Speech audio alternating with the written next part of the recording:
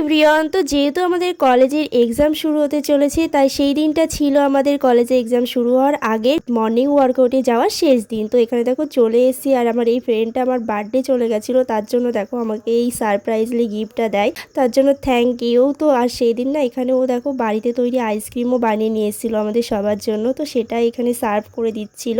আর সকাল সকাল এরপর আইসক্রিম খেলাম সবাই, তারপর আমরা চলে গিয়েছিলাম একটু ঘুরতে। আর এখানে না এই নদীর সাইডটা এতটা সুন্দর, জায়গাটা ভীষণ সুন্দর, আর সাইডে দেখো মাছও ছিল। আর এরপর এখানে আমরা একটু ঘুরছিলাম সবাই মিলে, আর তারপরে একটা বিপদ ঘটে যায়। আসলে এখানে পিছন থেকে অনেকগুলো কুকুর চলে এসেছিল, আর আমরা তো সবাই এতটাই ভয় পেয়ে গেছিলাম, তো সেখান থেকে কোথায় পালাবো বুঝতে পারছিলাম না। তো এখানে নদীর সাইড দিয়েই যাচ্ছিলাম, আর এমন একটা জায়গায় এসে পড়ি সেখান থেকে আমরা বেরোনোর কোনো রাস্তাই খুঁজে পাচ্ছিলাম না। তো যাই হোক, সেখান থেকে বেশ কিছু টাইম পর ডগেগুলো চলে গেলে আমরা সেখান থেকে আবার সেই রাস্তা দিয়েই রিটার্ন করি। আর এখানে একটা ঘর টেন্ট টাইপের ছিল, তো সেখানে বসে আমরা বেশ টাইম নদীর ধারে স্পেন্ড করি।